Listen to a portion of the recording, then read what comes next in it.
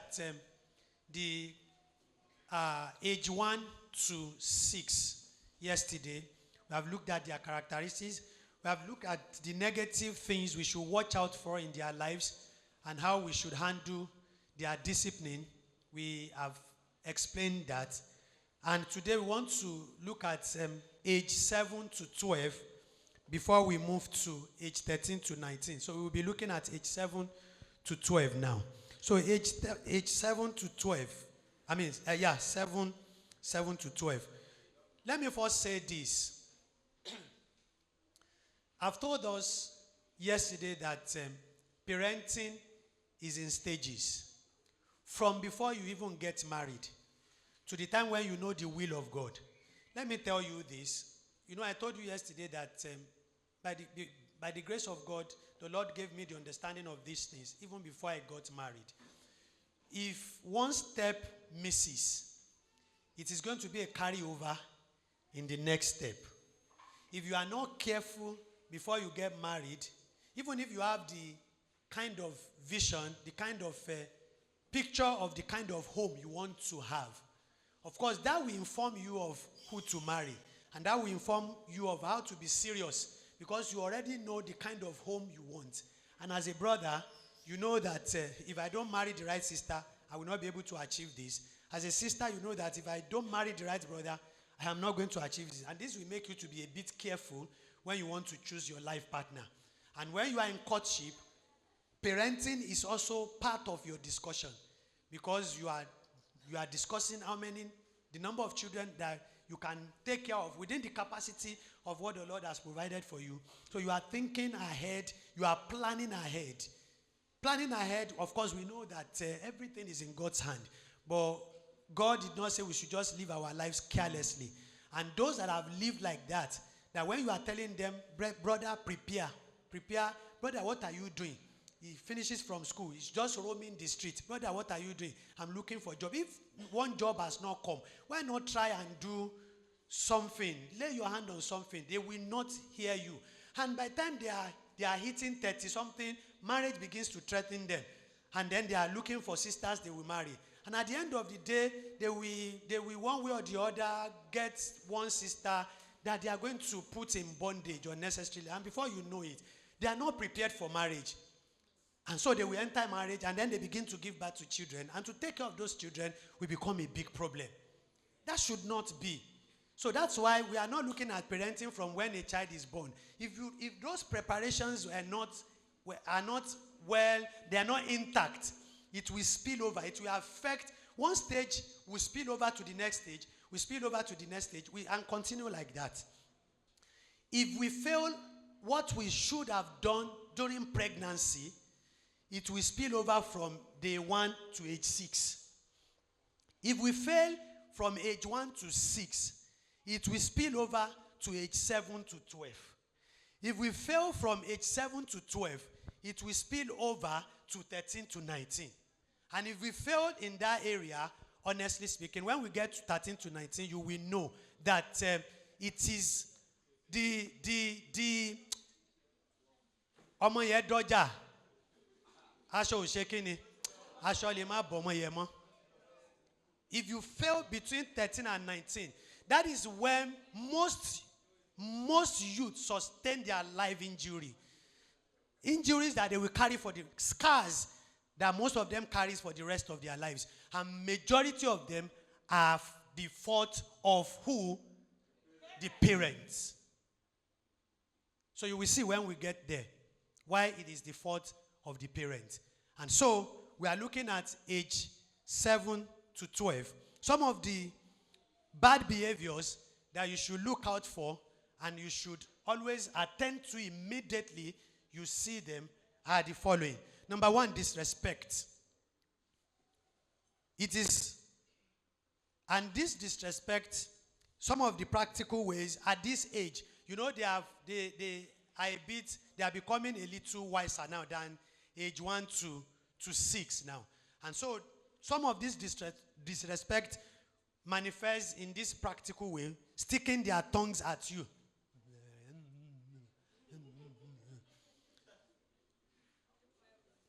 speaking speaking rudely. And the strudging of a thing now, don't forget, it's also from 1 to 6. If you have conquered it then, but if you left it that time, it becomes how in this next stage now? It becomes stronger and it becomes difficult to get from that child. If you are able to get it for you, he or she will do it to the outsiders. You don't get it. If you don't get it from 1 to 6, and let him know that strudging either to you as the parent or to anybody is wrong, he has escaped it from age 1 to 6. And now age 7 to 12, you are now correcting it. He will not do it for you as the parent, but he will be doing it outside. So you have to do something, and you have to know how to get it out. Speaking rudely to you, some of us, we see it around. They speak anyhow.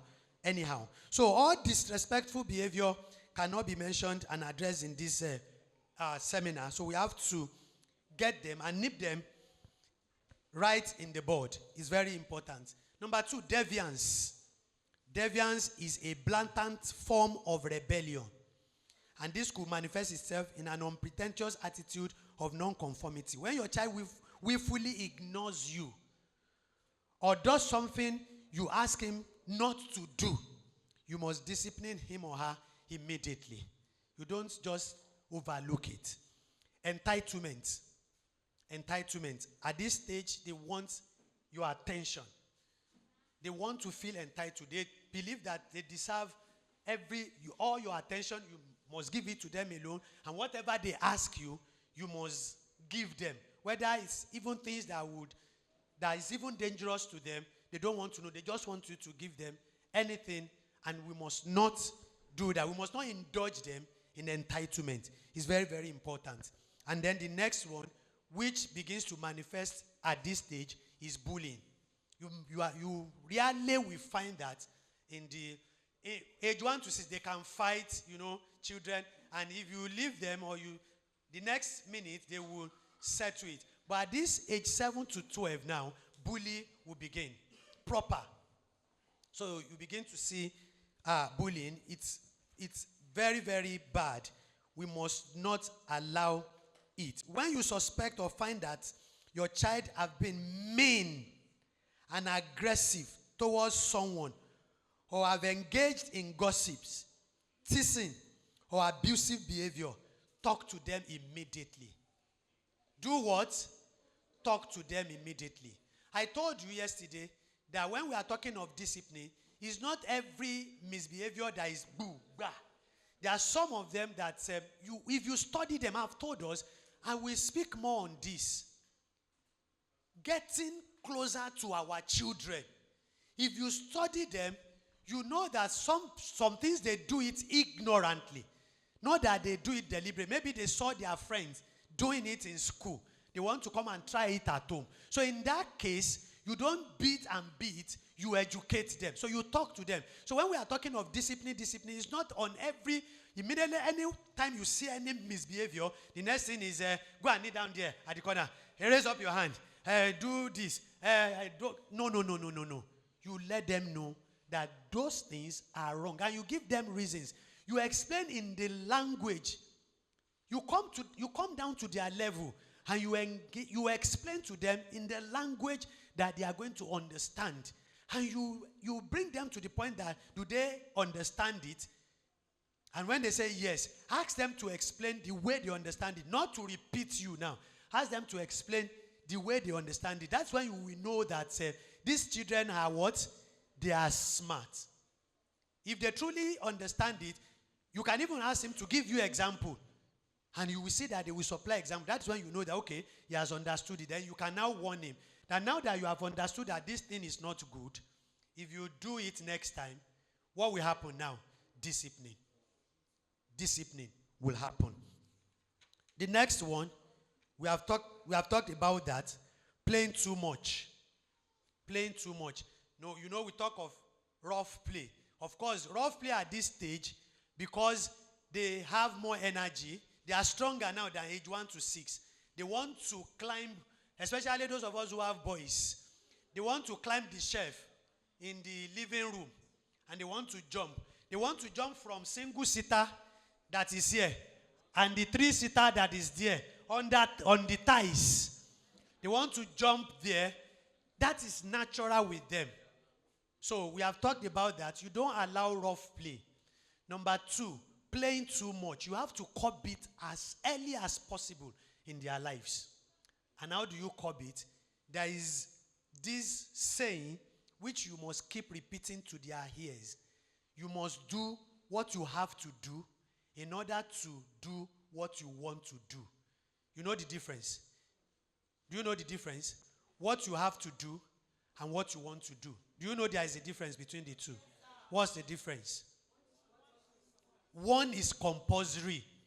So you must let them know what is compulsory. So let them know that doing your school assignment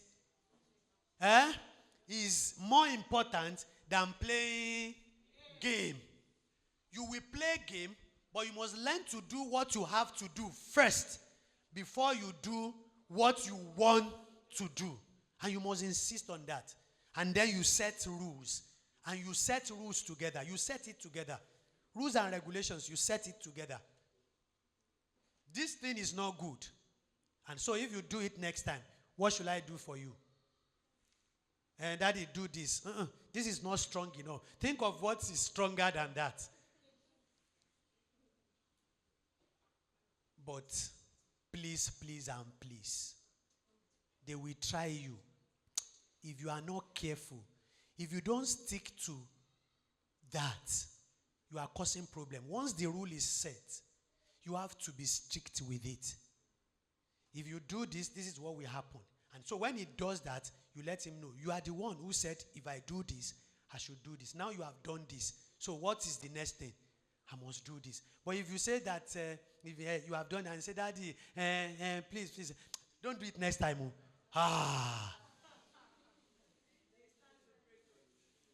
You are the one who is breaking the rule now. Not even him now. It's okay. Don't do it next time. If you do it next time, I will not listen to begging again. You will still try it next time. You have begun to indulge that child. You must not allow that. You must not allow that. Then, there is another important one at this stage. This is where stealing or what we call pivering. You know, stealing and pivering. Yoruba we say unfair war. So, pivering is rampant between this age 7 to 12. Stealing or pivering. It's rampant. But you have to correct them. But one thing, before you correct stealing, like the case of telling lies, children steal for some reasons. Children don't just steal. They steal for some reasons. The same thing telling lies. They tell lies for reasons. I told you 3 reasons yesterday why they tell lies. The same thing is stealing. They steal for a few reasons. Number 1, which is very, very serious, and I want you to take note of this. Number 1, why they steal is because when you don't provide enough for them. When they don't have enough, they will steal. Some of us parents, we don't know. There are some informations that we lack.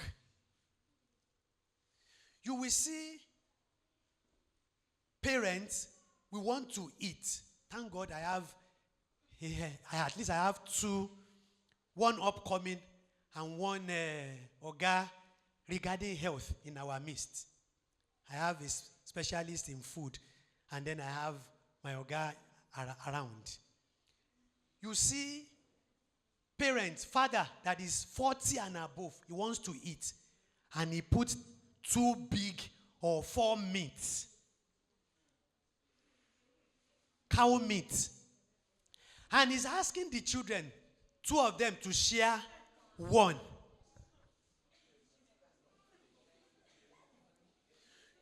They don't know that the one that the children is sharing, it should be the one the husband and wife should share. And the one he put in front should be the one the children should what? Should eat.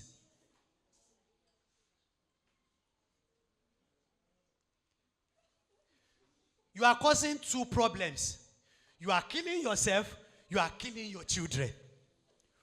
What will help the growth of your children, you are denying them. What is will destroy your own health, you are doing.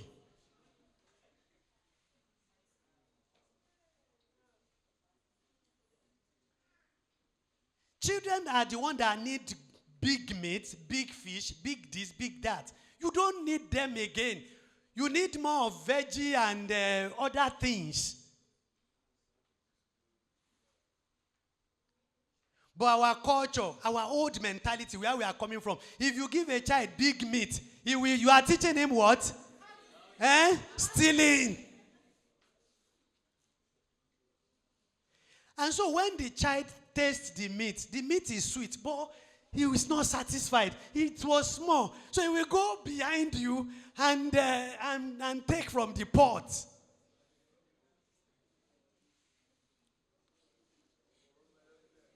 They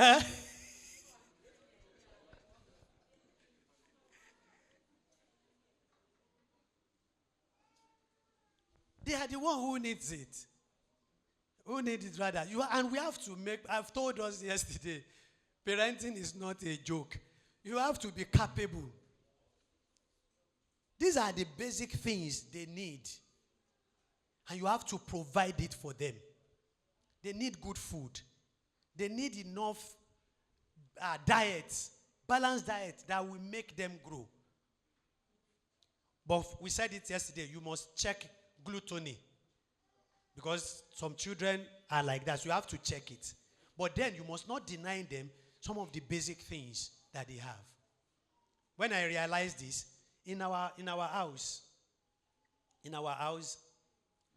am the chicken leg eaters in our house. The neck, the akpa, you know that pelebe of the akpa, and the leg, and the head, because we don't want to throw them away. So I will be the ones, those are the ones I would eat. But the real thing, that is what we give our children when they were growing up. Because I understand that they need all these things more than I do. That is number one. And when you must let them know, some of them, they are not really stealing. We are the one who has created that fear in them. They must have that freedom in the house. That when they go to the kitchen, they see the fridge, they take meat. They should be free to let you see that they have taken a meat. It's because we don't have enough. And when they eat it, the worst is sometimes Antipas. Oh my God, Tobati Jeye. Kò sí nǹkan tá fi jẹun á àdèmà wá nǹkan mi jẹ lálẹ́. No wàhálà, wọ́n ti láwọn máa wá nǹkan mi jẹ lálẹ́. Oh, thank you. When you see Antipas eating meat and say, Antipas, you have gone to the kitchen or store. And yes, you know we have 4 meats in the house. There is nothing we will use to eat at night. He said, we will look for something else that we eat that will not involve meat. We look for something else that will not involve meat.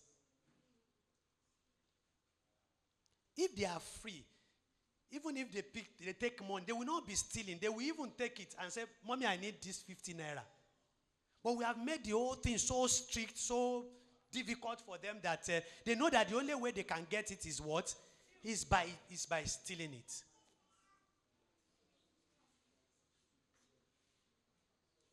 If he asks for 15 naira, ask him, what do you want to use it for? If it's something reasonable, if it's not something reasonable, you let him know that not that you don't want to give him, but what he wants to use it for is not good for him. That if he wants to use it for something good, then you are educating him, not that you are just denying him.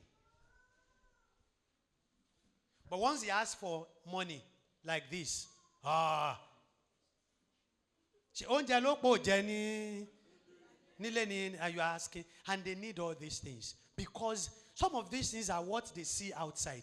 Some of their friends in school bring talking to school. Some of us will be sending children to school, no pocket money, nothing. You better double your hustle. I'm talking to the parents among us.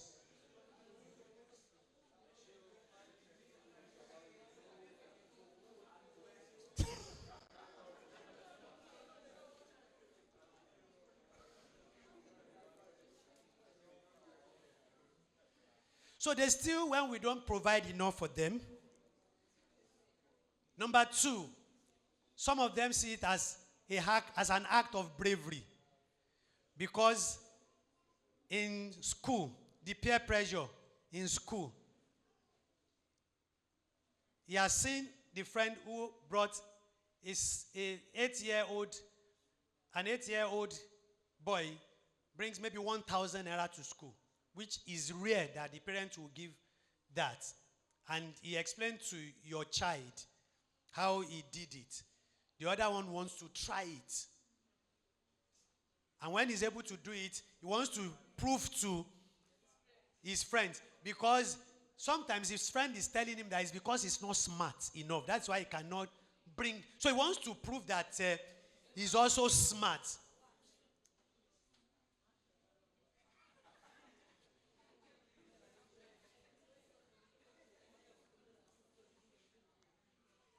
So we must not allow that. Whatever the reason, we must try to get them out of that. We must try to get them out of that.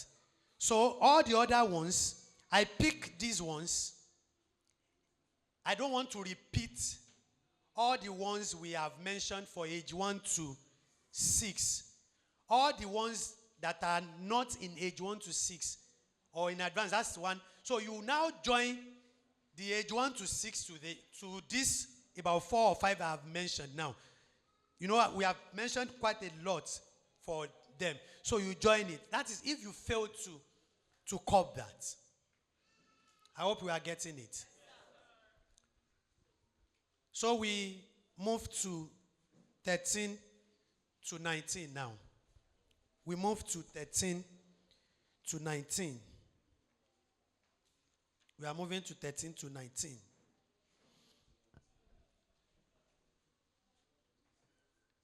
This age is called the transition age. The transition age. When they are transitioning from being a child to being an adult. And a lot happens at this stage. It comes with a lot of crisis.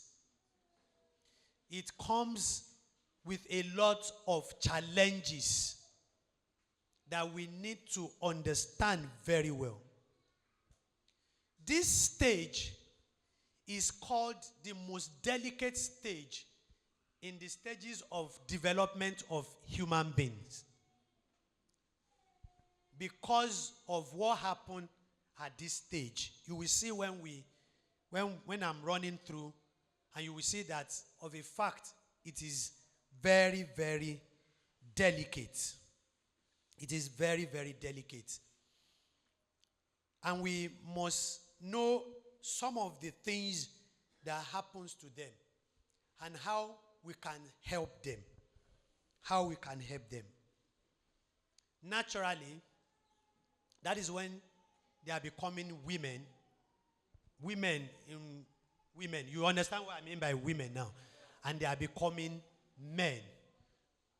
I don't want to go much into the signs and symptoms. I don't want to go deep into that. It is the behavioral aspect that I'm much concerned about. It is the behavioral aspect. The boys begin to have ears, ears in the armpit, the same thing. The voice begins to change. So the voice is changing, and then he's having a ear at the pubis, having the same thing. Girls begin to grow breasts and things like that. Those are just the physical changes that you begin to see. But those ones are not the major challenge. The major challenge is the behavioral challenge, which we must understand, and that will help us how to handle them. Let me repeat again. If God helps you from pregnancy to day 1 of birth, If God helps you from day 1 to age 6, if God helps you from age 7 to age 12, this age will not give you too much tough time to handle. But if you failed in those preliminary stages, you have difficulties, more difficulties at this stage. You see, the case of teenagers is like the case of the pregnant woman I told you yesterday. What many of us parents, or many of our parents, what they don't understand is that what is happening to these children at this age, like as it is happening to the pregnant women, there are things that they cannot help. There are things that it is not their fault. They cannot prevent it. There's nothing they can do to it. And I told you, one of the things that would help them is if you have done your work very well in those early stages and you are able to, God has really helped you to bring them to Christ. Maybe before they enter that age or just at the early part of that stage, it always helps them with the crisis. I will tell you why that will help them. But what they are experiencing at that age is not their fault. It is what they cannot help. As a pregnant woman will not be able to help all the behavioral changes because they are caused by the hormonal changes. So the only thing you can do is if you can stop the hormonal changes that is happening. And when you stop the hormonal changes that is happening, what are you stopping? You are stopping their development.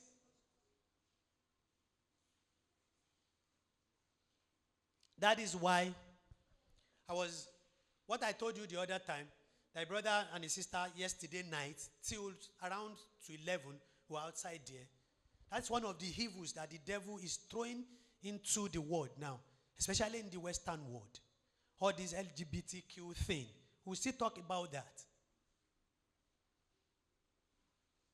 If a child wants to identify, a child that is born as a girl wants to identify as a boy, what they are doing now is as early, before he gets to puberty, they will have given the child hormone blockers, puberty blockers.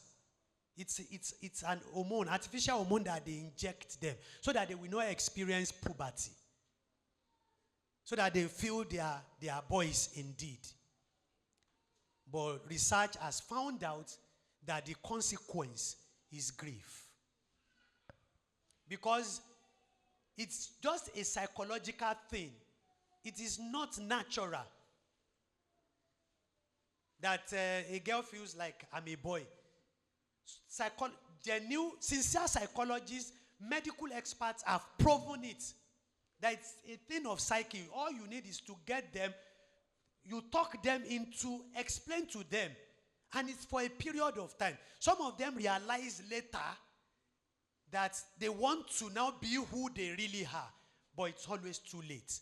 And some of them are into depression, psychosis, and some of them commit suicide. There are a lot of suicide cases now in the Western world. You don't stop natural things that God has made. So the hormonal changes that is transitioning them from being a child to adult is a good thing. It's making them to become adult. But then it comes with quite a number of crises that we have to cope with as parents. And we need to understand that. They cannot help it. They will experience it. The funny thing is, they cannot even control it. It's beyond their power to control. They don't have what it takes to control it.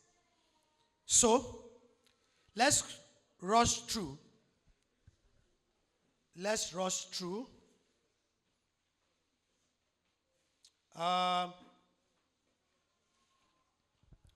Number one, at that stage,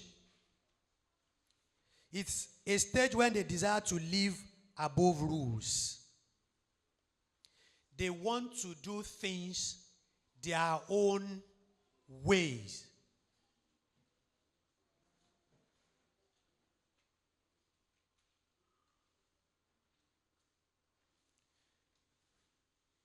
And don't forget what I said. All these things that will be listing for you, they are things that will definitely, compulsively, it will happen. Agídí ọ̀ràn, oògùn òṣèkíní, oògùn ọ̀ràn, prayer ọ̀ràn. That is, prayer will not prevent it from happening.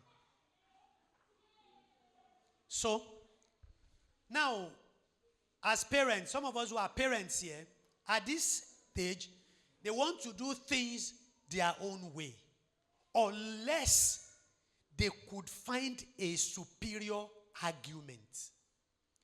So, another characteristic from what I've said, this age is called age of argument. So, as parents, you must prepare for argument. Healthy argument. The best way to tell them, there is a Yoruba saying that we always say, Aye ilo shekeni, aye ilo bami. The way to prove to a teenager that aye ilo bami is to give him a superior argument for him to do what he wants to do. Not that you just tell him, you ask him to go and wash clothes. He will not tell you he will not wash it. He will wash it. But you are saying, Moniko love for Ashon. I say you should go and wash. Daddy, after all, I will wash it. I say you should go and wash it now. Daddy, why must I wash it now? Are you wearing it now?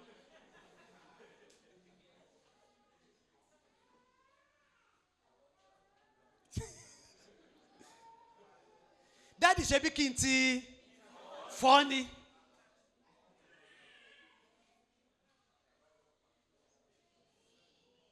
Fathers, you don't need all this gra-gra. We are only increasing our BP. Emi baba re na lo. The funny thing is this shocker, as I say, am I your father you are talking to like that? You will still get the shocker of your life, because the next thing is, how am I talking to you? And you are still doing that to me. He does not know. You are shouting at me. You are shouting at me, your father. I am not shouting at you. You are still shouting at me. He does not know that he's shouting at you, honestly speaking, naturally.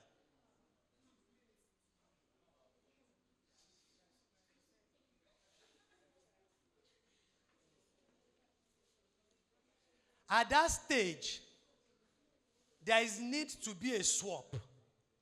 And the swap is what you want them to cool down, isn't it? So you are the one that will do what? That will cool down.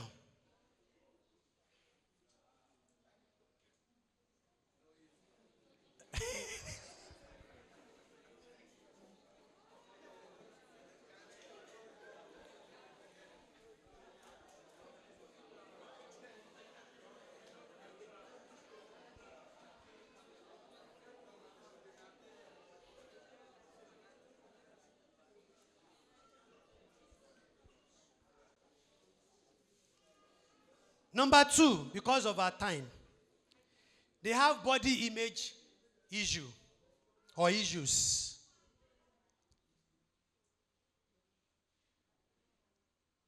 Sometimes they have problems with their body. Some of them who are chocolate, dark, or black in color feels it should be like, it should be fair in color.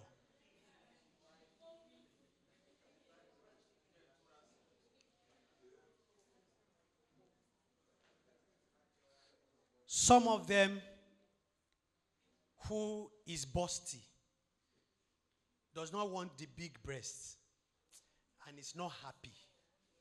But some of us, we don't even know that all this small, to some of us, some of our parents, it's not like that. You have to let them know and appreciate what God has given them.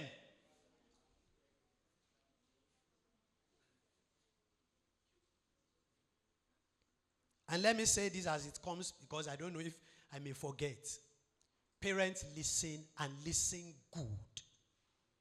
One of the things you should avoid at all costs is shouting at them.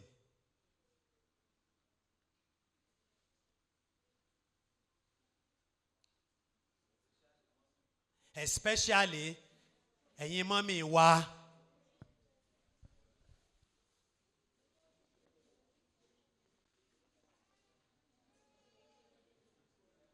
We must avoid that. The one that has small breast is feeling as if he should have big breast. The one that has big breast is feeling that, especially when some of his mates in school, maybe they make fun of him because of the big breast, it becomes a big problem. And some of us parents, when he comes home, he's down. I mean, she's down. And we don't know the reason. And how are we going to know the reason? We will get there. Because some of us are far away from our children. Because sometimes some of what causes problem for them, because we have become adults, we don't see them as big deal. But they are big deal to them. And so we want them to see it the way we see them. And so when they are telling us what is paining them, you are looking at, is it, are you serious?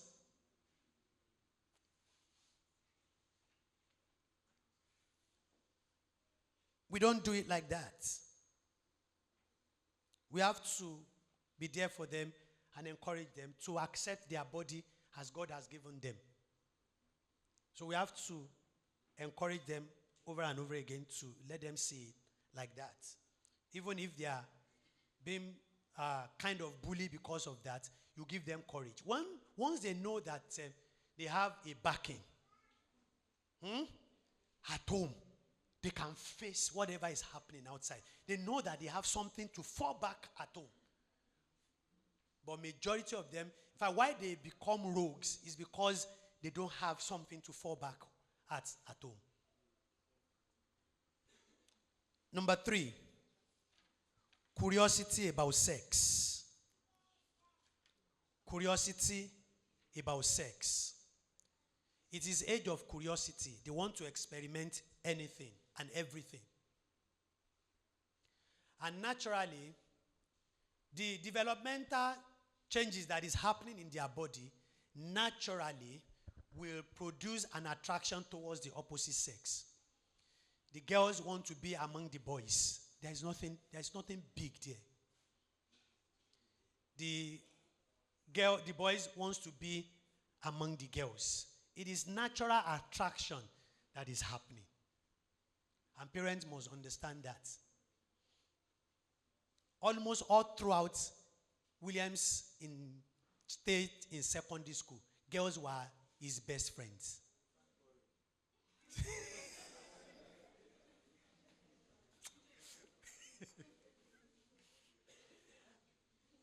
And we allow him to say it. We know his best, even among the girls, we know his best friend, Oriofe.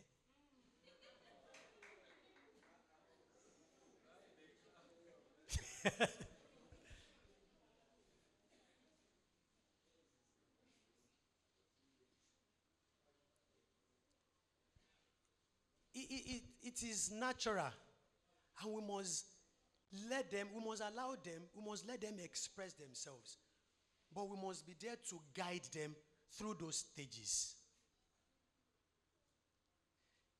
There's nothing wrong when your girl comes home and says, in school today, a guy toasted me. What's the big deal there? The first thing you should let her know that, yeah, you are now becoming what? You are becoming, that's normal. That's normal. But he comes home, you ask him what happened in school today, and he said, a guy came to me and said, we should be dating. You say,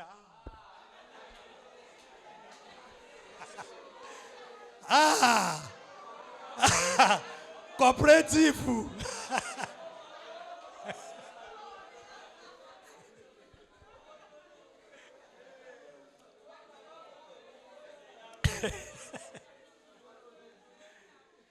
And then, so your imagination has gone wide. You have been thinking, you have been looking for how to test if she's still a virgin or not. Just that she told you that a guy.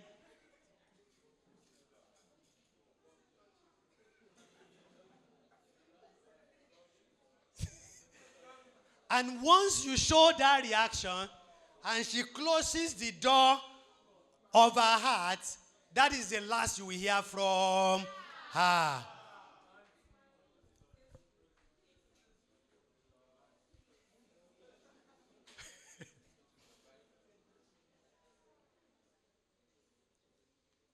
But you must let them know, it's you that will educate them, that what is happening to you is natural. But it's not real. That it is not true love. That it is called infatuations. And it's as a result of the changes in the body system.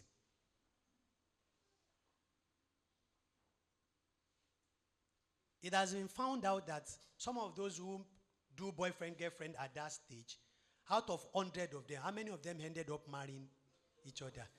0 point. Thank you. 0.1. So it is not the real love. It is not the, and that 0.1, thank you. I love that. That 0.1 is not the love of that time. Maybe they met again, and then the real thing now started. So it is just infatuation.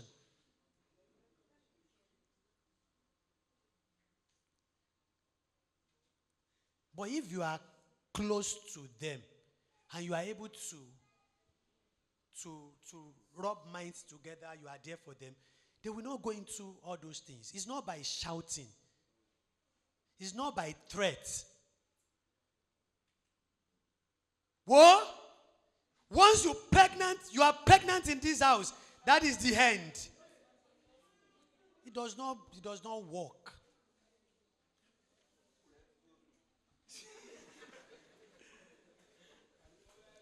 And you will see that that stage is what majority of them becomes pregnant. You know why? They want to experiment. Some of them know that they can use condom. But some of them will still want to experiment. Let's do it without condom. And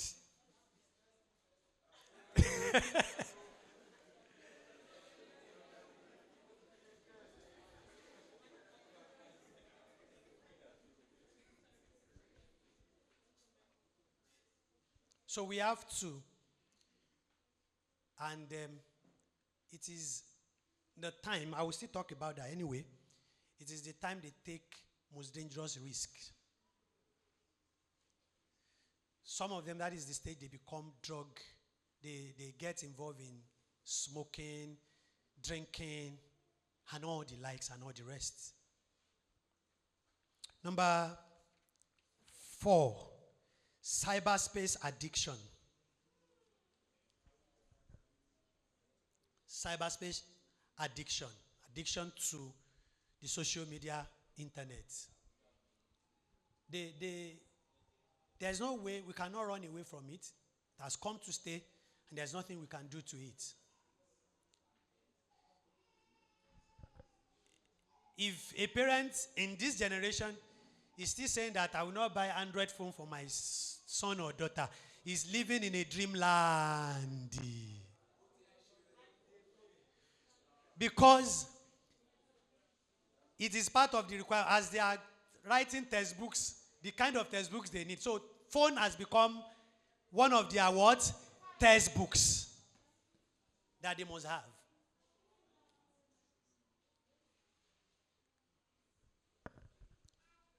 Brother Abiodun Jamelon that just left now, we were talking, our discussions got to that point. I will still say that. Especially for those of you who are just entering into marriage now, and those of you who are coming. Honestly, sometimes when I think about some of you who are still young, I'm always like, hey, Jesus. you have to deliver these guys. Because sometimes I project, if things are what they are now, what would they be like in 10 years' time? When we will have been having maybe 10G or even 15G. Maybe now only 4G, 5G, we are still talking now.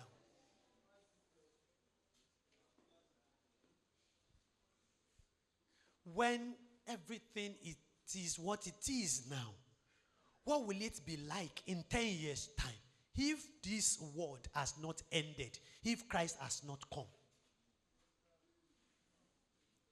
Every day, parenting is becoming more and more challenging.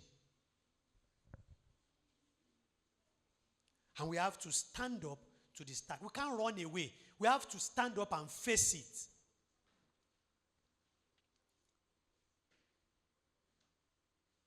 Don't forget, at this stage, it is natural for attraction to the opposite sex, isn't it?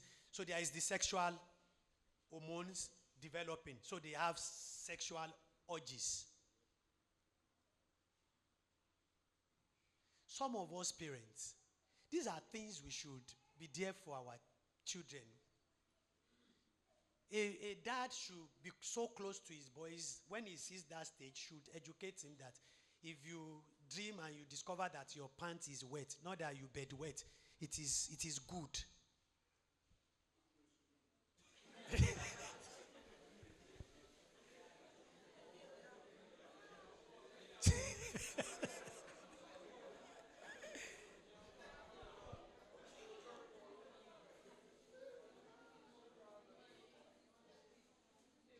Because at that stage, it's the natural thing that will happen.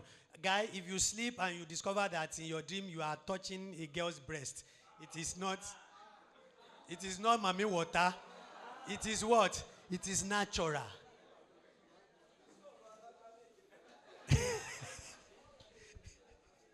He said, Rochuko, he said 7 days and 7 nights VG.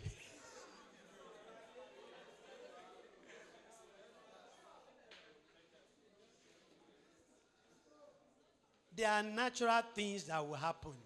All we need is to guide them through that stage.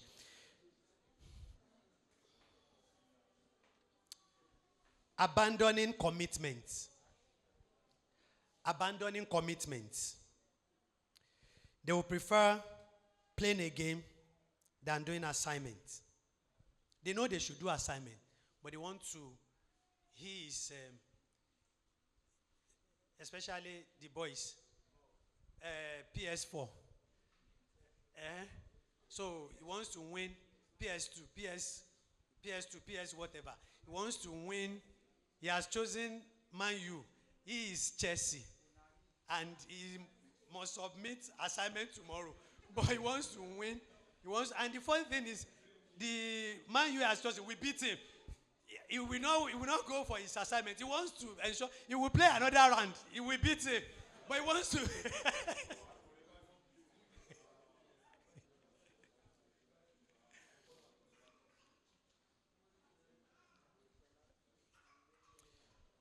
That is for the boys. Going on social medias, they prefer that to doing assignments. And when they go on social media, what are they looking for? What are the girls looking for on social media? Fashion. The trending what? Clothes, bags, shoes, hairstyle, and all celebrity crushes and all those gisty, aproko, amebo. Odunlade has divorced his wife. He has married. This one is dating. Etiko is dating. Big Brother Naija and all those things.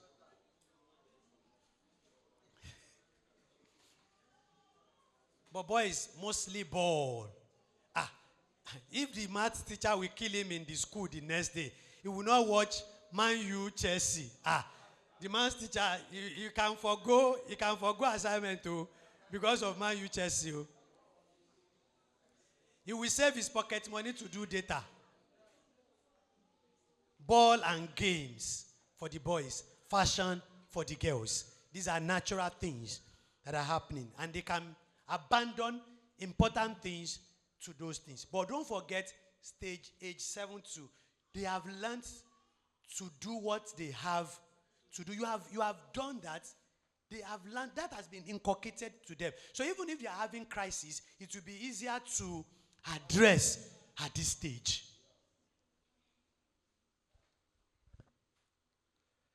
At this stage, this is the strongest stage for peer pressure. This is where they have the strongest peer pressure.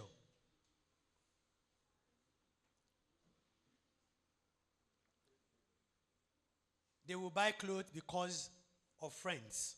They will do things because of friends. That is the time they want to please the friend.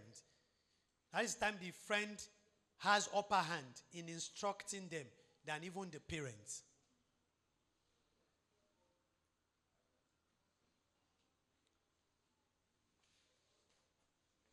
It is very, very strong. And at this stage, if we have not conquered lies from stage 1 to stage 2, even if we have conquered it in stage 1, stage 2, the tendency for them to tell lie at this stage is high. Let alone you are not able to conquer it stage 1, stage 2.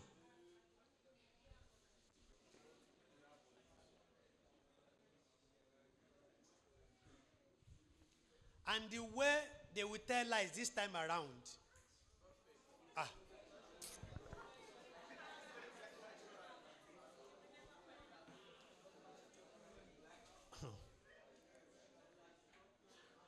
Unless an angel comes down to tell you.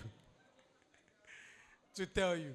So it's better to have, it's better God has helped us in the previous stages. They have known that telling us. If you have conquered it at the first 2 stages, you see, at this stage, if they are not used to telling lies, you can easily detect at this stage. The voice may be shaking because they are not used to it. But if they have been used to it, Oma.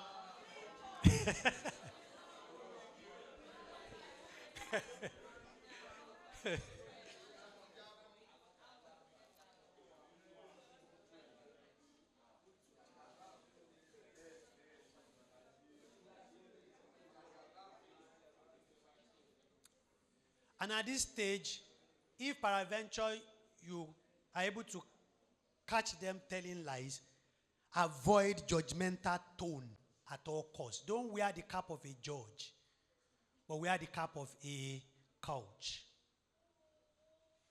A coach. Don't use judgmental tone. Talk it out. At this stage, there is nothing like Cain. Cain has gone how many years ago? Cain has gone. Oh, don't try it. See, if you use Cain and there is changes, it is not your Cain that bring changes. Oh, they decide to change. Cain does nothing at this stage. In fact, he does more harm than good. So you don't do that. The next one, emotional outbursts. I've told you about that. They shout at you. They get angry easily.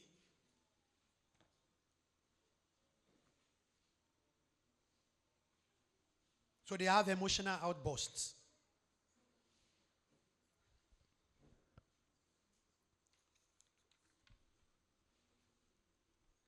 And then they are impulsive.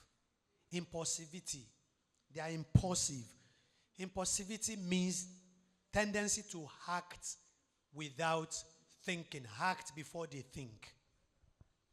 So they act before they think. And I will tell you why. They are insensitive to risks at this stage. They only think of what they want to get from what they want to do. They don't think of the consequences. They don't think of the consequences. So they want quick gratifications. And that is why if you present a job to a teenager that he will be earning 100,000 per month, and you present the one that will be earning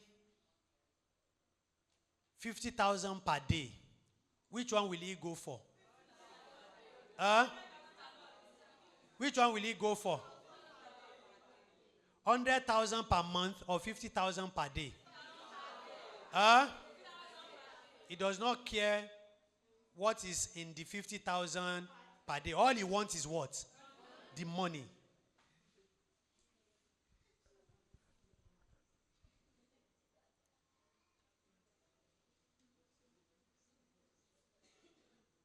So they don't really care. So let's look at why they are having these experiences. Why they are having these experiences.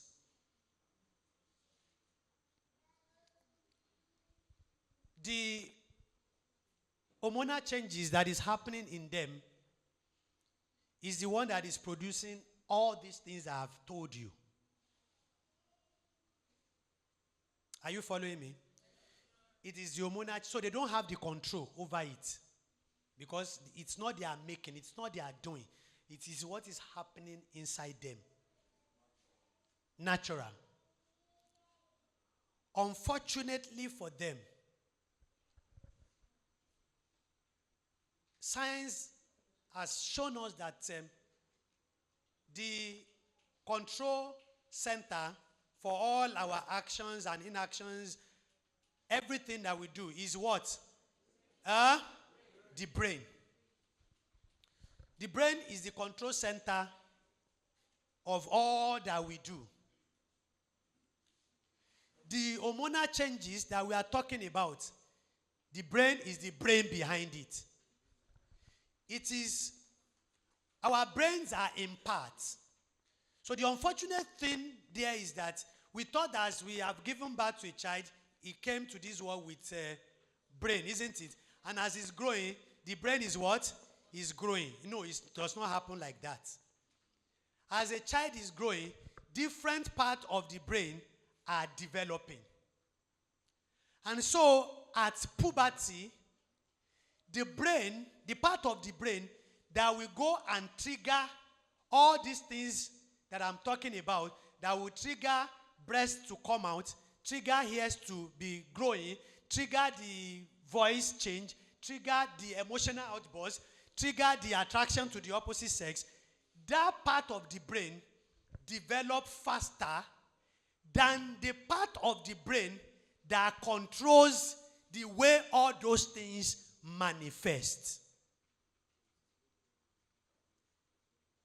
Are you getting me?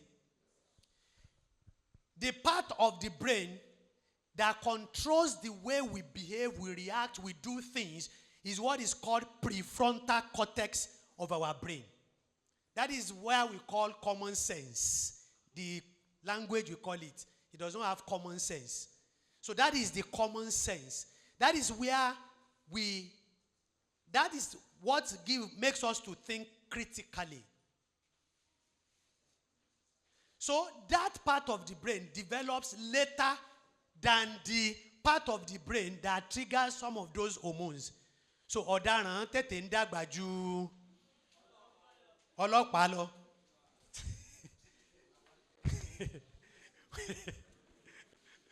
The rogues grows faster than the police that will catch.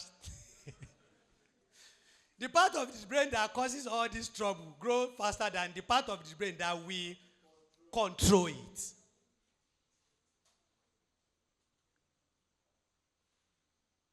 And you parents that you are here, the part of the brain that will help them control all these things is not there. Science has proven that until they cross to 20, that is when this part of the brain is developing. And before it's fully developed, until 24, 25.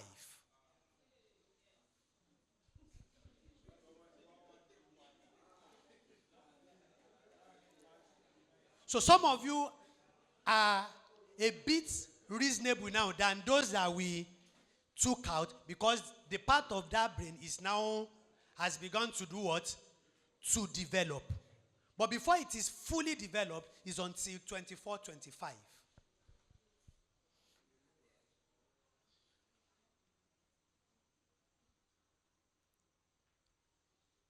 And so, Wahala has developed. What will control the Wahala has not developed. And how do you want them to do it? So, what will now serve as their prefrontal cortex at this stage are just two people. The parents, mostly the parents and the Holy Spirit, if they have become born again. But unfortunately, 90 to 95% of parents don't have this understanding.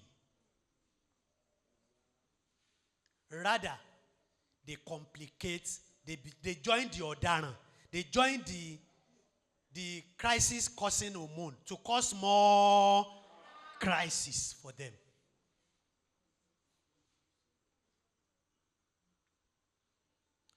If they have given their life to Christ early enough, the Holy Spirit will set that control for them. Even at that.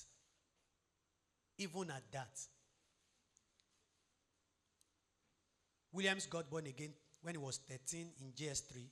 Antipas got born again when he was 15. Even at that, I want him, I want him.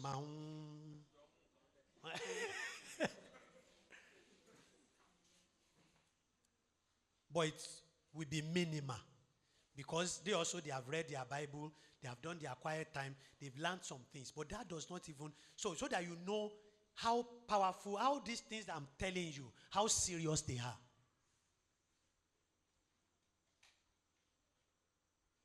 And we have to be there for them.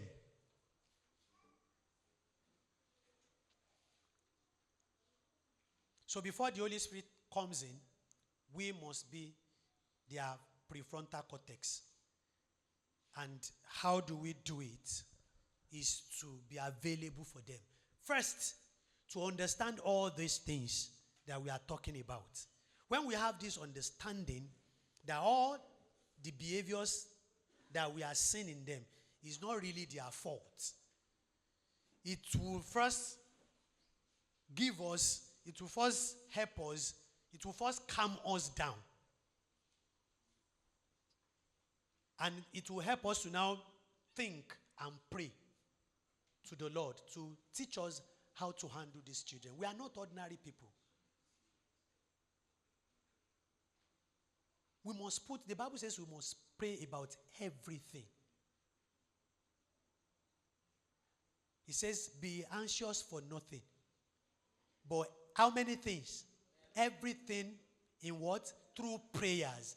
Everything. We must pray about everything. Parents must ask God for wisdom to handle their children. I told you yesterday, we have just two children. Antipas and Williams, they are world apart. They are not the same. They are boys. Despite they are boys, they are completely different in everything. In their physical appearance, in their behavior, in their interest, in everything. Antipas is more psychomotor. Williams is more cognitive. You don't understand? Psychomotor is when you can do things with your hands. You can do things with your hands. Cognitive is somebody that works with his brain. And we have known this for them. We have a poultry in the house. If you want to kill Williams,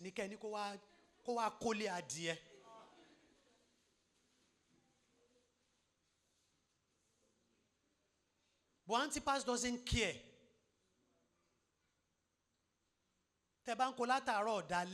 He's good to go. That does not mean Antipas is better than Williams. But Williams has his own areas too.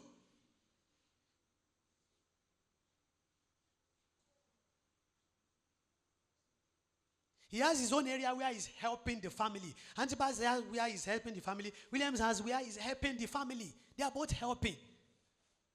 And I've told us, one of the things that we must never do, which we have done, which majority of us have done, which our parents have done, is comparing your children. Hi!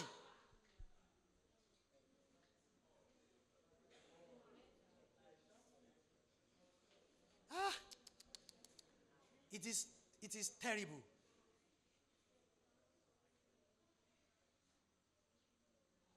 One, you are killing their self-esteem.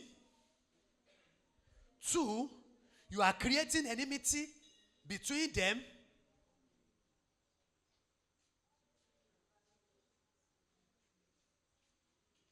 Three, you are giving them emotional and psychological problem, trauma.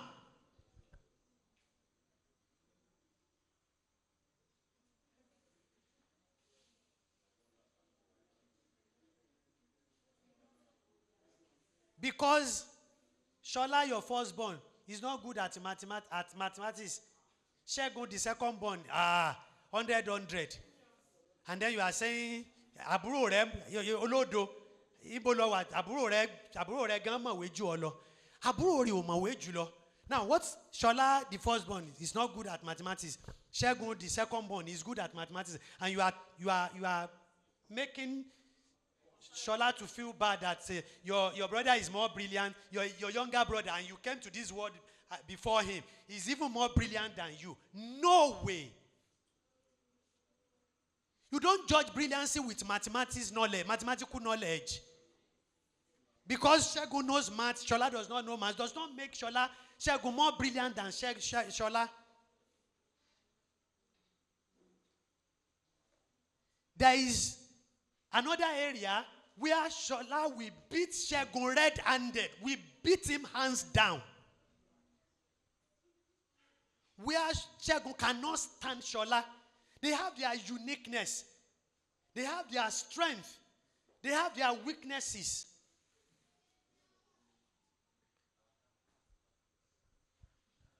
So you don't compare them on using any criteria.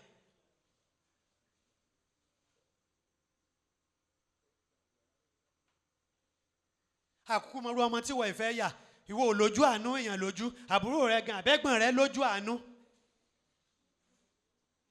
That you are not merciful. You don't know what type of child you will become. And your brother is merciful. You are not merciful. If you want to address unmercifulness in his life, don't compare with. But in this part of the world, that is what we are used to comparison. And that, again, now, Christianity, that followed us again to Christianity. We, in Africa, especially in Nigeria, no, that's one of our biggest traits, comparison. If we don't compare our children with one another, we will compare them with the children of the neighbors. If we don't compare them with the children of the neighbors, we will compare them with their classmates in school. How your mate, do they have two heads? Somebody came first in your class. Does he have two heads? If he's not coming first in the class, don't mention the other one. Don't do it that way. Give him the encouragement that he needs. And that followed us to Christianity, To the point that even if we are giving thanks to God, it is still compare and contrast. God, I thank you, I travel. I came back safely. Some people traveled yesterday. They didn't come back safely. Some people travel. On their way, they have accidents. Some people...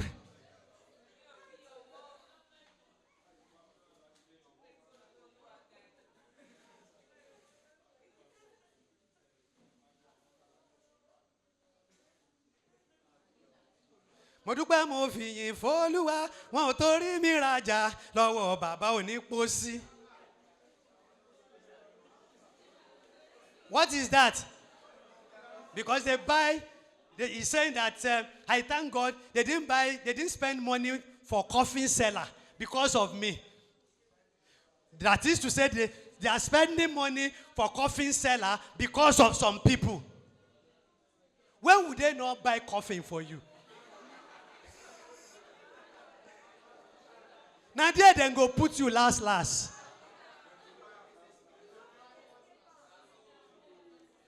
You know one funny thing? We are so used to it that two people that are even sick in the hospital, when a Christian is praying, he will still see that my own sickness is better. You will see that, God, I thank you. Yeah, I only have typhoid. Some people, they have cut their leg. Some people, they have cut their hand.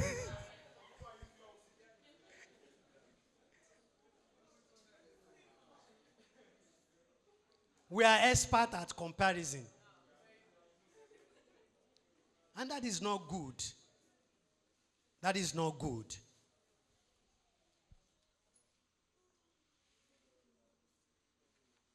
Why I want to, my time is running, but there is still another area I want to address. Apart from parents, are you listening? Apart from the natural crisis that these guys are having, there are again the devil who is adding to the problems they are having. The natural ones are even enough. They have not been able to solve that. Yet the devil is doing what? He's adding to it for them. And so it becomes more difficult for them to go through. And instead of us parents to be there for them, we are also now adding again to it. What we don't know as parents, the devil knows it. All these things that have told us, all the natural crisis that is happening to them, the devil knows that they will experience it. And so he's hiding somewhere, setting traps for them. So that when those crises are happening, he's setting traps for them to enter.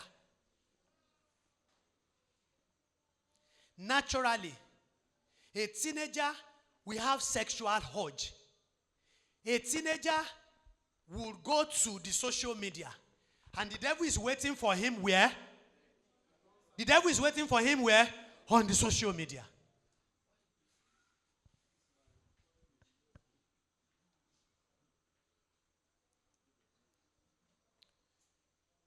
When internet was invented, we are taught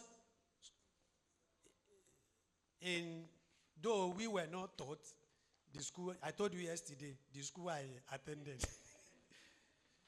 until maybe 100 or 200 level in the university when I know the history of computer and internet. But majority of you are taught the history of computer, internet, right from primary school, secondary school. When they invented internet, it was a problem of communication, how to, without traveling from one place to the other, taking mails delivered, sending information. In fact, the history told us, I think it was a war, information about how to prevent a war that could not be passed across on time because the means of passing it or something like that got someone thinking, Could there be a way we can exchange information from place to place? And that was how they started, connecting a few computers together. And then it's growing and it's growing. So when they started, it was for good intention, isn't it? But our Oga, our uncle, our former elder brother is watching, he's looking, he's studying everything, and he's doing like this. That's good. And when the internet started,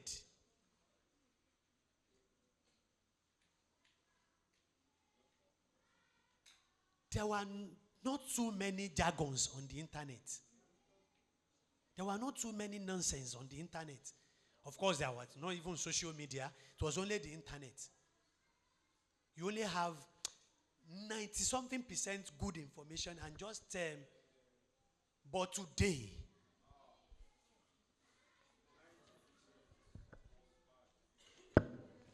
how many percent did you say? About 90%.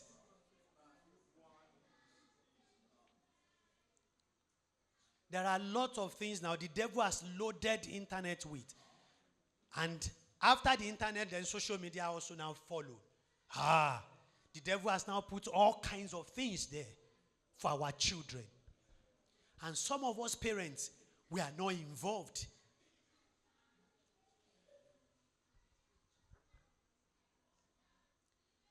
Many young minds are struggling with pornography, how to get out.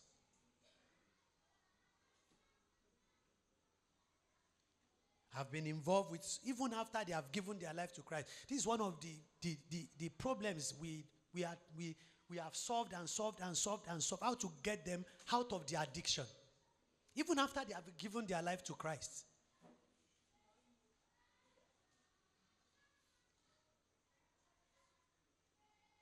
Counseling upon counseling upon counseling. And it's not something, it's not a one-time solution. It's not something that will go once. And some of our preachers are not even helping because they don't have this understanding. Somebody has become born again, but he's been addicted to pornography and he's born again now. And when he's still experiencing it after he's born again, the preacher is condemning him. When he goes for counseling, he says the salvation, he has not given, he's only deceiving, he has not given his life to Christ. Addiction, unless God just chose to break that yoke, addiction is not something you get out of at once. That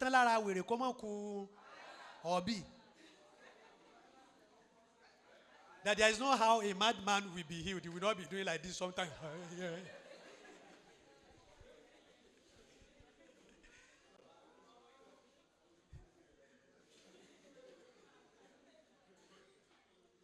You know, addiction is not something that happens suddenly. It's a gradual process. And so if the deliverance will come, if you are going to get out of it, it doesn't happen at once. It's a gradual process. And a preacher is now saying, continue with the pornography and still be listening to his message. That over time,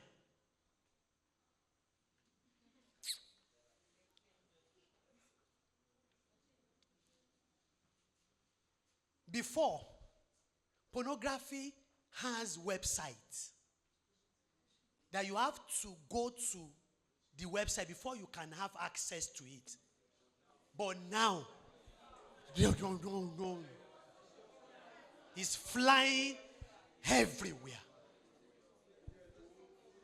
That is what the world is priding in now. So pornography is the order of the day now. So it's not, I don't want to see. It's not about I don't want to see it. The only thing is, if you don't want to see it, that means you don't want to use your phone or laptop.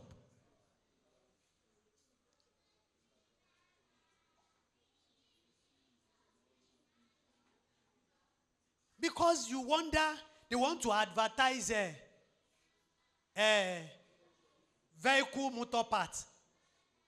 They want to advertise vehicle motor parts. Then you begin to ask the correlation between a naked girl and the vehicle motor part. They are not advertising girls' pants. They want to advertise clothes. It is the naked girl. And you begin to wonder, you want to advertise clothes and you are using a naked girl. That is the order of the day. Everywhere now. Sometimes, let me tell you, the young ones here. Sometimes I feel for you. Sincerely, I feel for you, seriously. Because even we that we are married, sometimes when we are on the social media,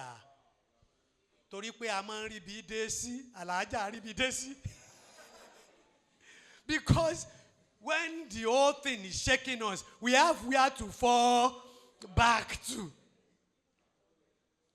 It also shakes us, despite we are even married.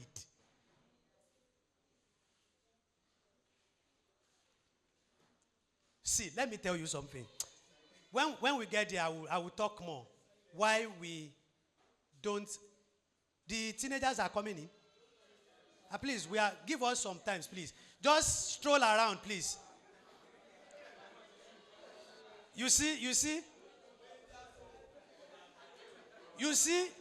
this is what, you see what I've just said now. You see what I've just said now. What I've just said now is what we even now make them to hang around. Why are you saying we should stroll out? They want to know why we said, what are you discussing that you said we should go and stroll out?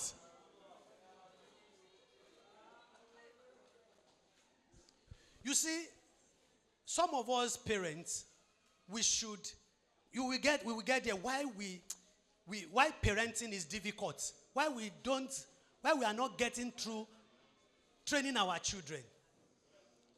We should be there for our children.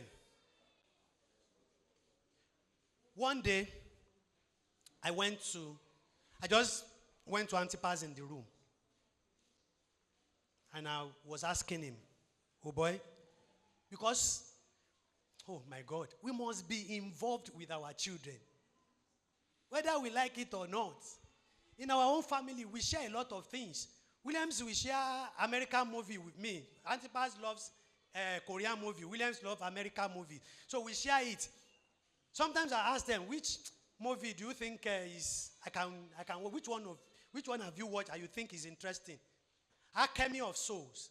How many of you have watched it? I think, was it Antipas or whatever, who recommended it that I should watch it? So things like that, we should be free with our children, for crying out loud.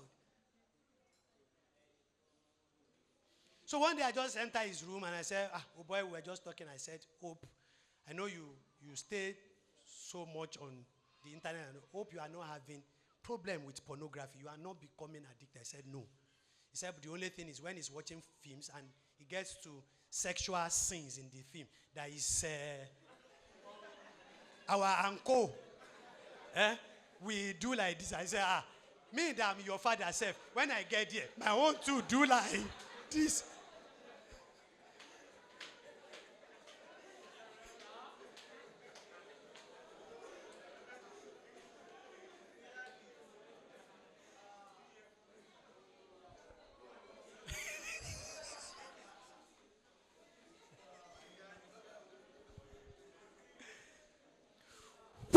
Your children sees how open you are, how sincere you are, how honest, they will open up to you. They will relate with you. They will not see you as, they will see you beyond parents. They see you as friends.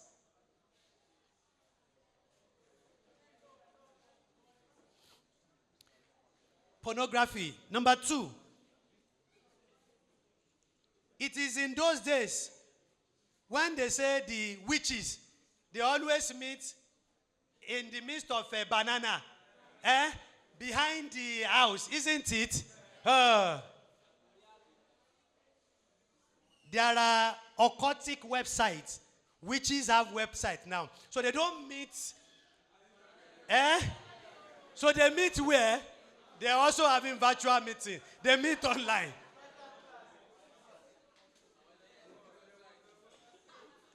And it's just a click away from you. All you need to do is they go to their website, they will give you terms and conditions. Once you click accept and submit, they will get to you.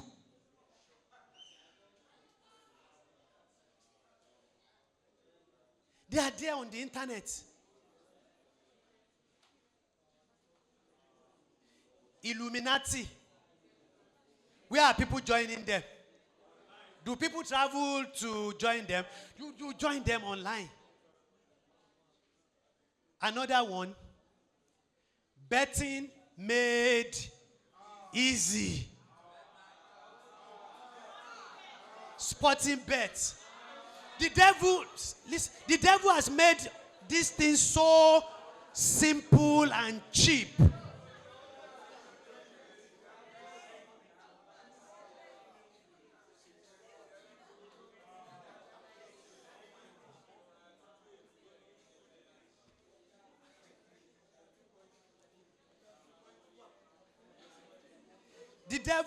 The devil has made all these things so cheap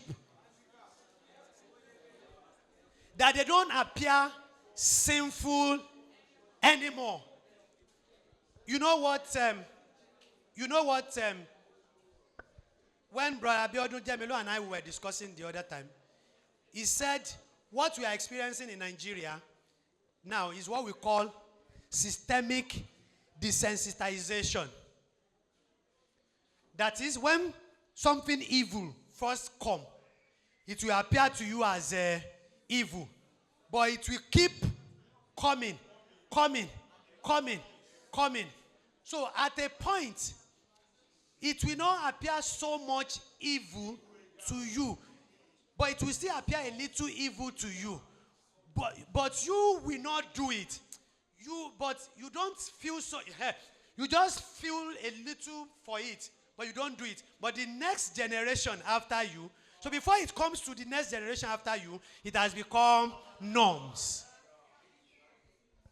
And that is what the devil is doing with all these LGBTQ things that we are saying. They know that none of the Africans are resisting legislating it. They now go through the media. Pushing it. So at first sight, we hate it. We don't want it. But it's coming gradually to do what? To stay.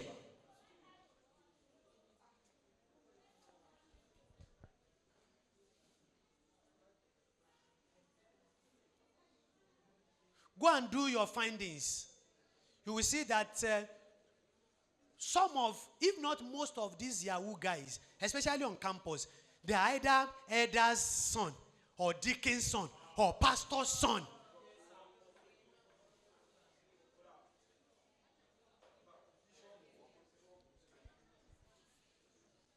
That's the influence. Where are the parents? What were the parents watching till their children got to that point?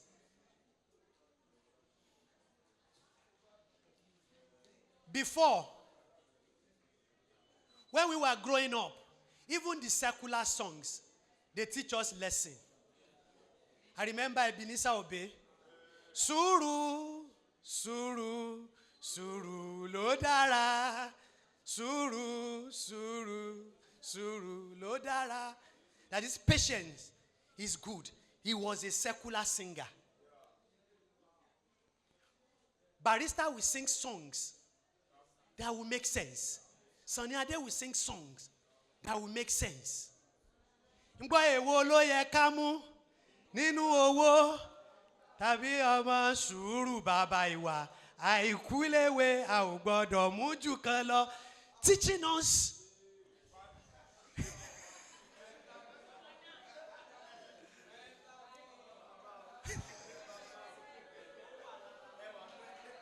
so they are telling us, they are teaching us, amen.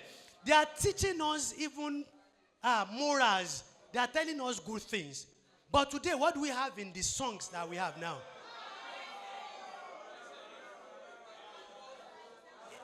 What do we have in the songs today? It's about 2-3 things: money, sex, and power. Lonely at the top.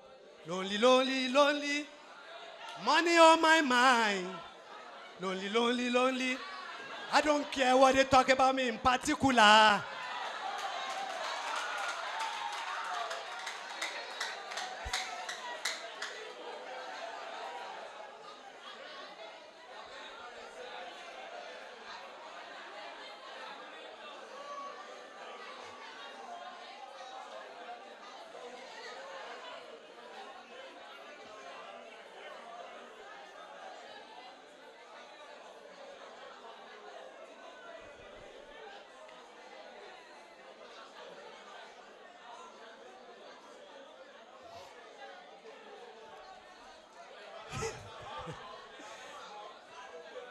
Amen.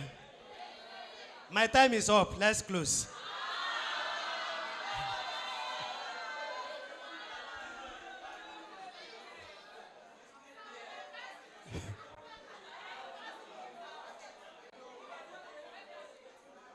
Amen.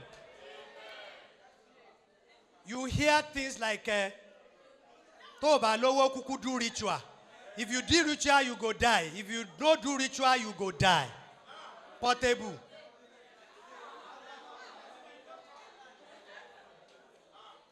And that is what they hear every time.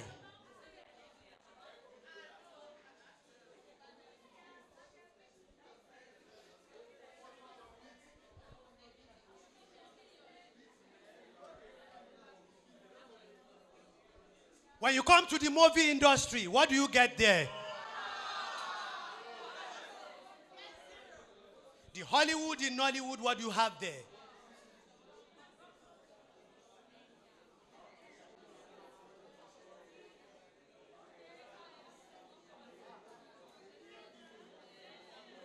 Vulgar slangs, vulgar languages. These are what the devil is bombarding our children with every day. See the natural crisis they are going through. See the traps that the devil sets on their paths. And we parents, we just sit down. We don't even know, we don't even peep into their world and see what they are facing. These are stronger than these guys. He's stronger than them. We must be there for them. And like I told you, if things are like this now, project 10 years' time.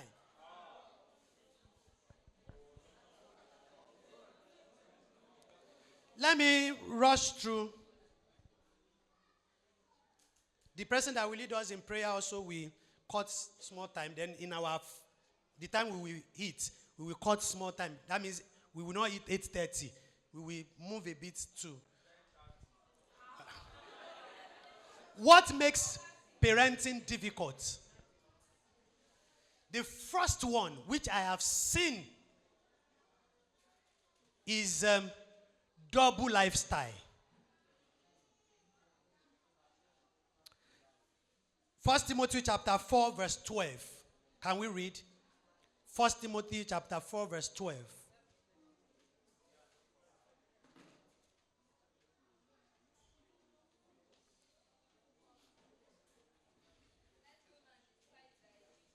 Yes. But be thou an example of the believers in words, in what? Conversations, in charity, in spirit, in faith, in purity. One big problem I've seen in many Christian homes is that majority of parents are not examples. I am already on bike. I am close to UI now. When he's still at Gospel Town here. And the little boy, inside his heart, you know what he's doing? He said,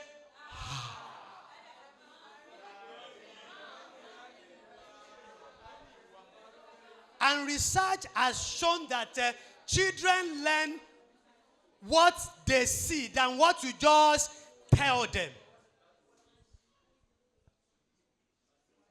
You are telling your children you should not fight, but he sees you Why you and mommy are what?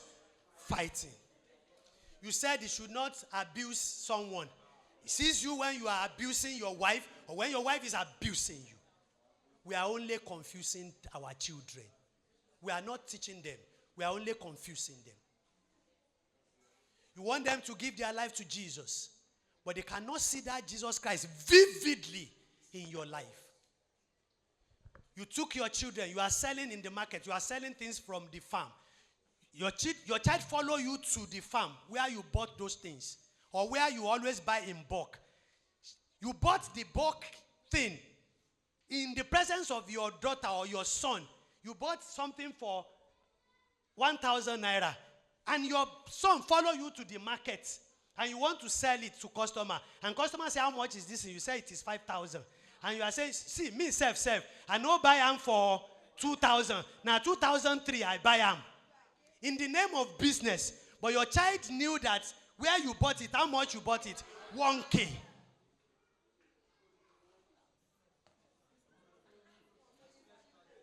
And at the end of the day, you are telling him there is life for business. That one is not bad.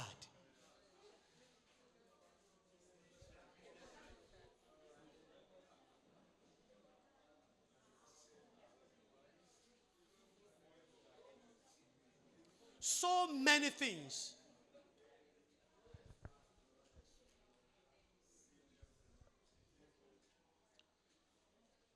Number 2, we are not always present. We are not always present for our children. All we are looking for is money. And we say, whoa, it's your school fees I'm looking for. You are looking for school fees. This little boy comes from school. This little girl comes from school. He wants to tell you something. He said, mommy, in the school today, you are saying, whoa,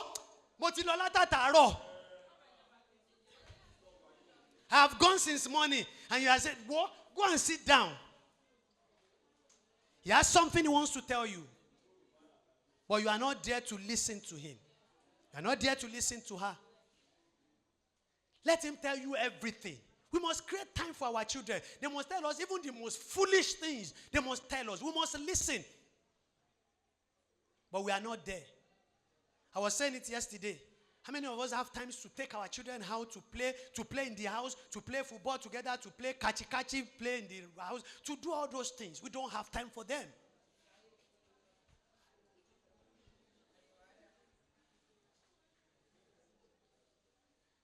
And this little boy, you want him to tell you what is happening to him when he's now teenager. When he was a child, he wants to tell you what, he said, mommy, you see Shola in the school, he pinched me.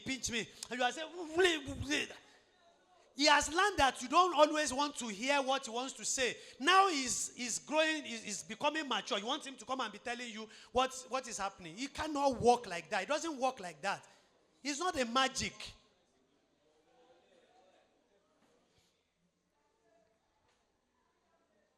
We are not there for them in the place of prayer. How many parents have time to fast and pray for their children?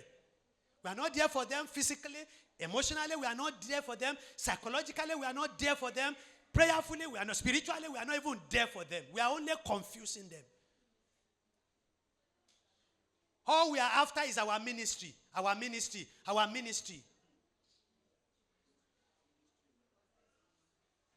I wish I could show you a video of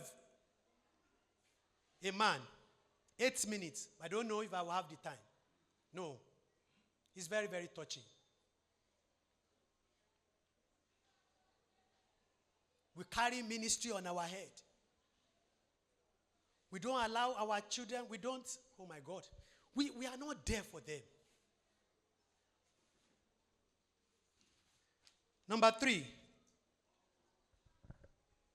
we do not create conducive environment for them to express themselves.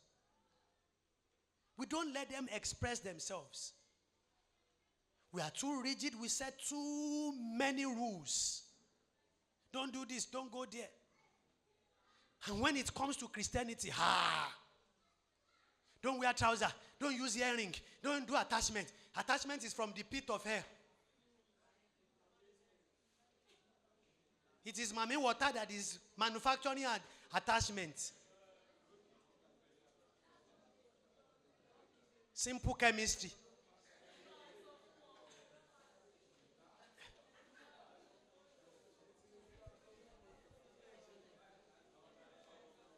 And when they are able to keep that, no trouser, no earring, no attachment, then we assume that they have what?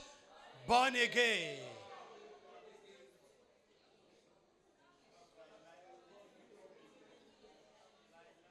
And when we are the one who have made our children to become chameleon, to live double life. And when they get to school, they have set of clothes in school. When they are coming home, they have another set. Why not allow them to let them wear what they want to wear and sit them down? These are the things that will let you know whether what you are telling them is real or not. Let them express themselves. Then you will know where to come in. You know how to talk to them. You know how to counsel them.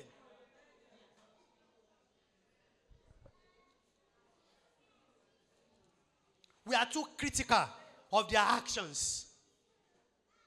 It's just condemnation. We just condemn them. We don't allow them to bring their own opinion, to share their own opinion. I can't remember, at least by 13, 14, 15 upward, we have been taking decisions together with our children. Major decisions in the house.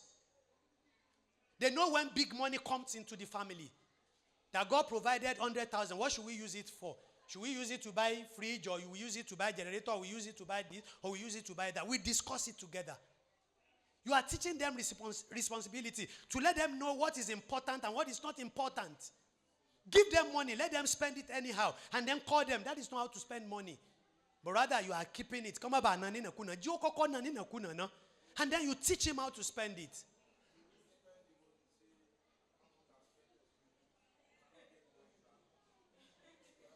Sometimes you borrow, they will save their pocket money. You borrow it from them. You will not give them back.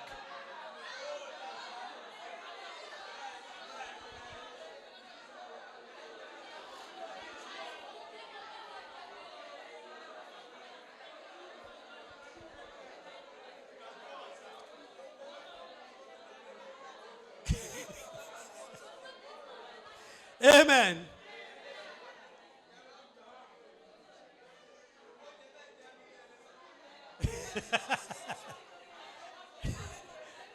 We are too critical about them. We are too harsh on them.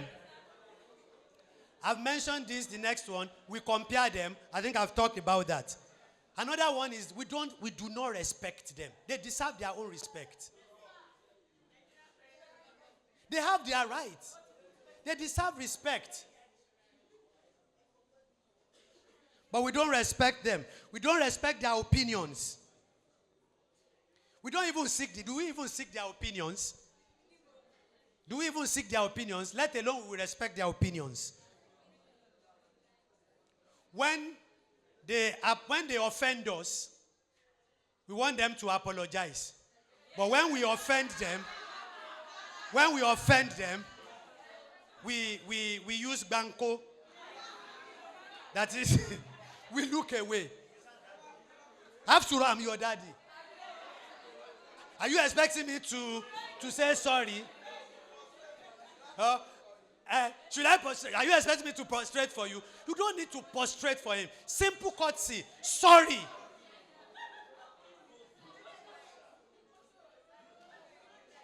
Shola, I don't know that you are not the one who did that thing. I'm sorry. I thought you are the one. I'm sorry. I'm so sorry. African parents will never do that. We are not talking of African parents. We are talking of Christian parents.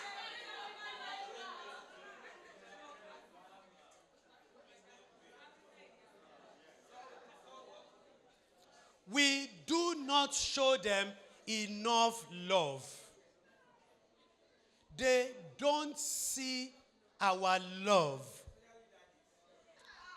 They said, especially daddies, we don't show them enough love. And let me tell you this today. Listen and listen good. The Bible says God is love. The Bible did not say God has love. But he is what? Love. And he created us in his own image. That is what I said the other time, that even when we are fallen, the traits, some of the traits of God's image in us, we don't lose all of them completely. Every human being responds to what? Love. If he sees enough of it. And the biggest, the strongest weapon to win any man, any person called human being is what? Is love. Love. But we don't show them enough love. They don't see. Sometimes we love them. We want them, but they don't see it. When they see it, they will become our friends. Until parents become friends, the closest friends of their children, we still have a long way to go. That they can discuss anything. You know what I mean? Anything. Anything.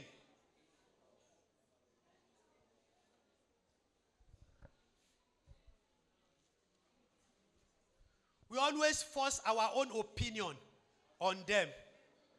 When they ask for explanation, we instead of explaining to them, the next thing is, if I am your father.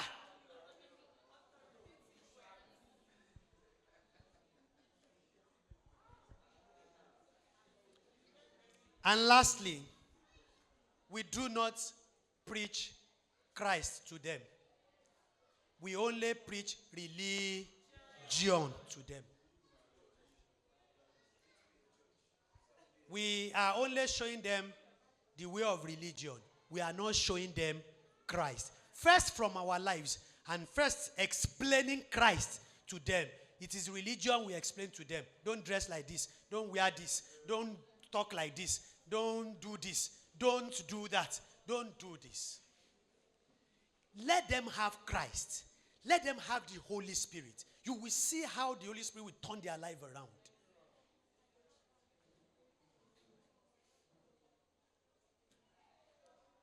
We don't sit them down and explain Christ to them.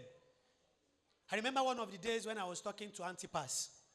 One day I was discussing with him and I said, Antipas,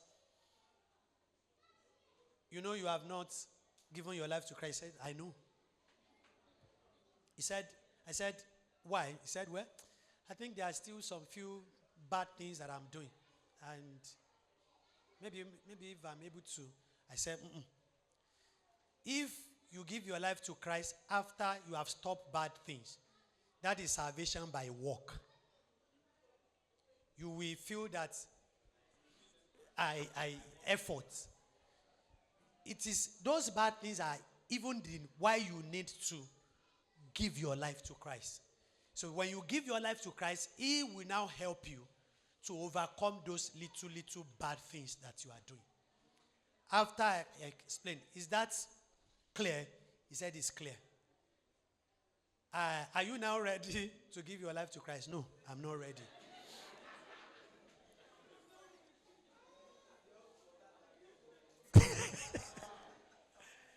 And so we move on.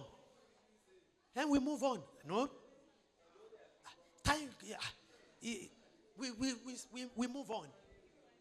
And when it was time, he did it. He gave his life to Christ.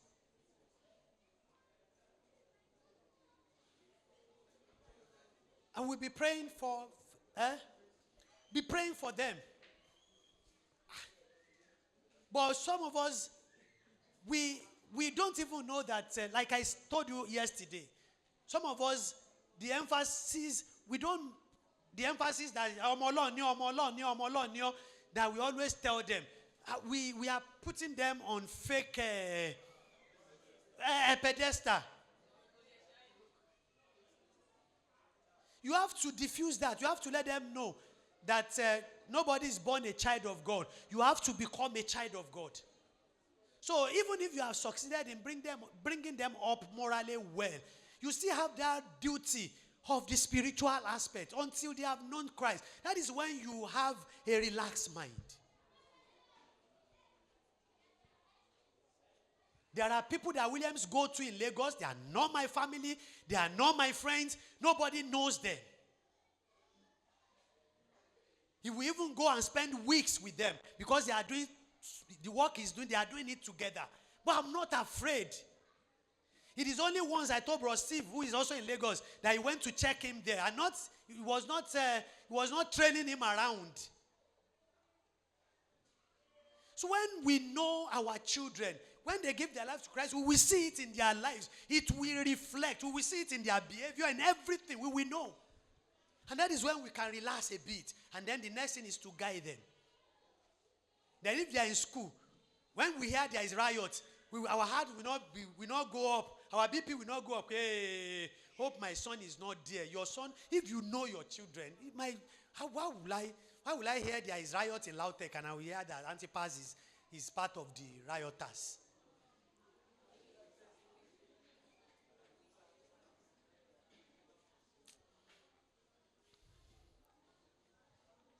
Let's rush through a few Bible admonitions. Uncle Zach,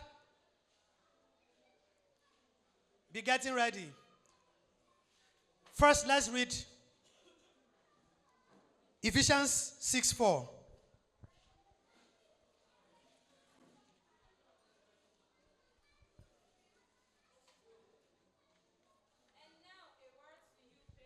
And now a word to you parents. Don't keep on scolding and nagging your children. Making them angry and resentful. Rather,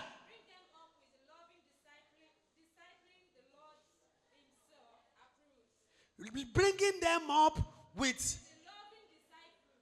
the loving disciple the Lord himself approved. With what? Suggestions and godly advice. What translation did you just read? Oh my God. That's beautiful. But how many Christian fathers have passed these tests? Don't keep scolding and discouraging them. But rather, many Christian fathers have failed in this regard. For mothers, Titus 2, verse 3 to 5.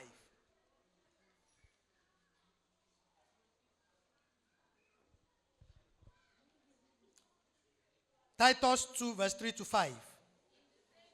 In the same way, Paul was telling Timothy to instruct the older women to behave as good women who live a holy life, yes? All right? They must teach what is good. Listen, the older women should teach the younger women to love their what? Husband and what? And children. Women, see, the way God has made it in the house, wife submit to your husband. Put the husband in the place of authority, the woman to submit, isn't it? Husband, love your wife. Wife, submit to your husband. He wants the children to learn submission and love naturally from where? From the homes. When you see children from good home, they are the ones that you always see well behaved in their report card, not the well behaved that has become generalized in the school. Oh, but really well behaved in the school. You know that they are from good homes. They don't break school rules and regulations. They are from good homes. They have learned submission to authority from home. And you don't see them abusing other students in the school because they never learned that in the house. I remember a story of a small boy who was raised well, and he was going out among those street boys. One small boy now met him and was, you know, all those small boys that are not trained well from, and was now like, he now said, "Ori e baje, ori e ti baje. Now your head is spoilt." And when the child got home, he went to his dad. He said, "Dad, see, Somebody said my head. Let me check. He said my head is spoiled. Where in my head is spoiled? Because he has never had such word. But those boys, those small boys, in those ghetto areas, in those barriers, 4 or 5 years old,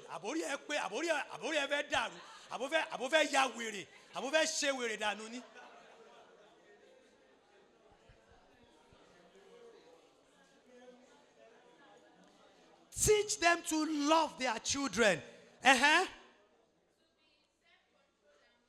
To be self-control and pure. And to be good what? Good housewife. Homemakers. Who submit themselves to their husbands.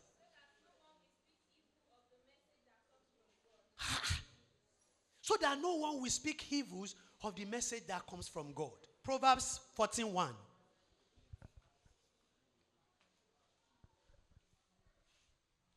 Proverbs 14:1. All right. Is it this house they are talking about? This one built with blocks and cement? No. You know the house they are talking about. Brethren, when we begin to see that our children go to school during the holiday, they are telling you, Daddy, we have assignment to submit. I will stay back 1 week, 2 weeks, 3 weeks. You know that you have what? Yeah. Our children should be homesick. They should be homesick. Wanting to come home. Because they will find comfort, encouragement, love, everything at home. There is no love anyone wants to show them outside that they are not having at home. A girl will not fall victim of a boy, one irresponsible boy outside that is promising him heaven and earth. Because one, the parents have provided all the basic things he needs. They have shown her enough love. He's having comfort. He's having everything. He will always look at the boy. What do you want to give me that I'm not having from home? Uncle Zach, Emma Abo. Ashe, thank you. This is God's invitation to us.